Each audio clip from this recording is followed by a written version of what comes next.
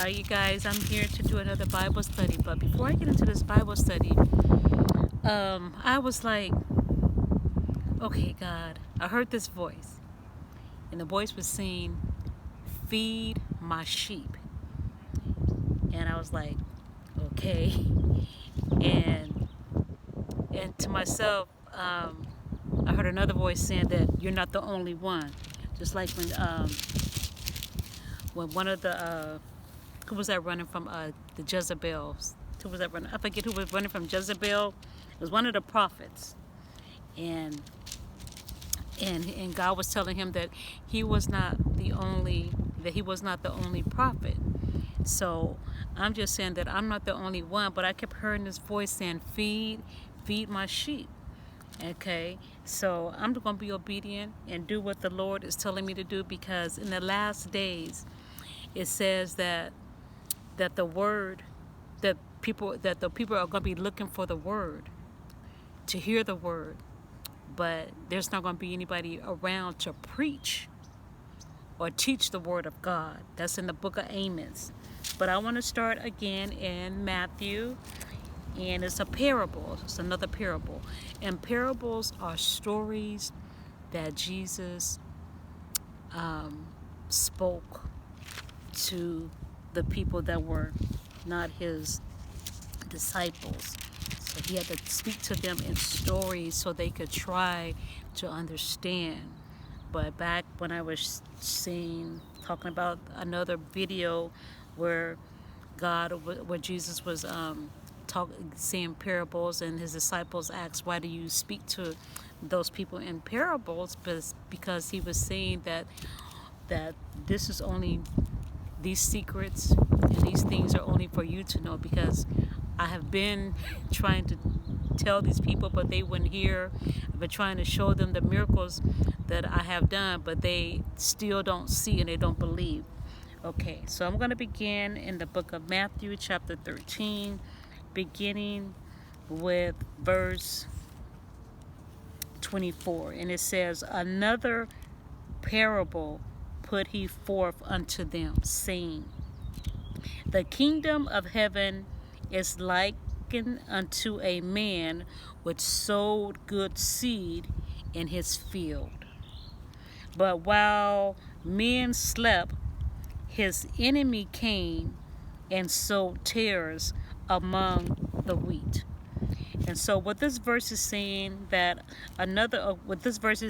that the kingdom of heaven is like unto a man which sowed good seed in the field. And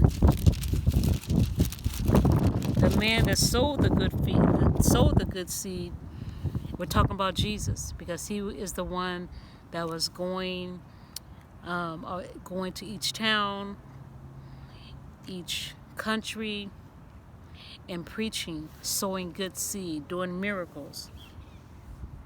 But while men slept, his enemy came and sowed tares among the wheat and went his way.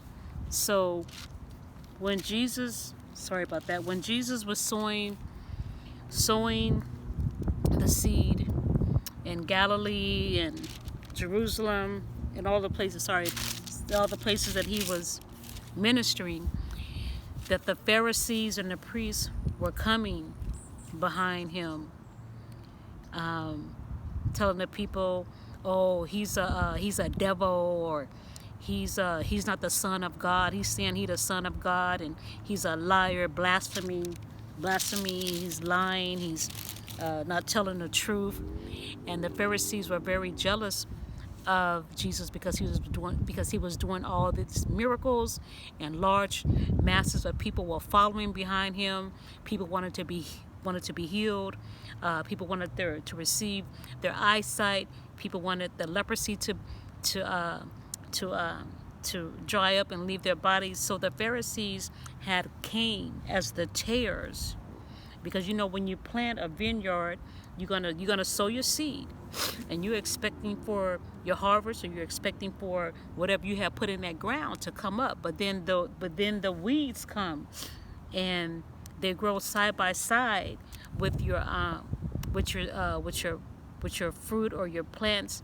And so the most gardeners, they come and they pluck up the weeds, because the weed is not the seed that they put in the ground. Okay, so it says, then the kingdom of heaven is like unto a man which sowed good seed in his field.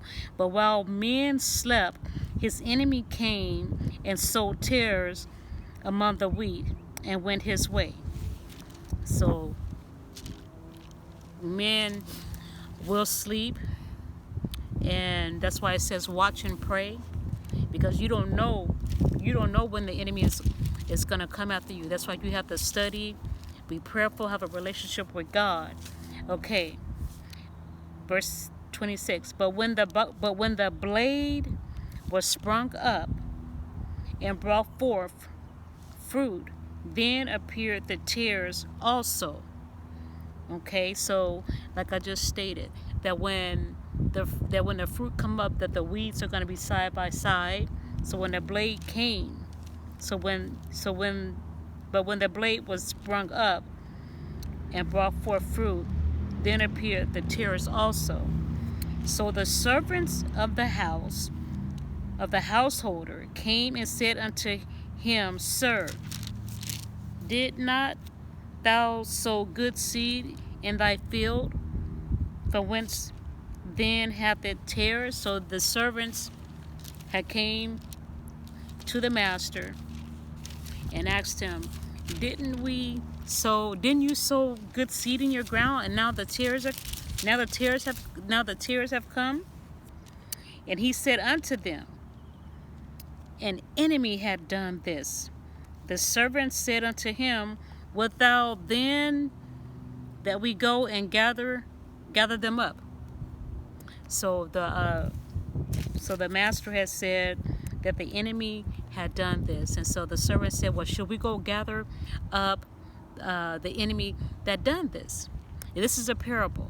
So the enemy in the parable, the enemy are the people that come and kill God's soldiers, kill God's prophets, kill those that are believers in Jesus Christ.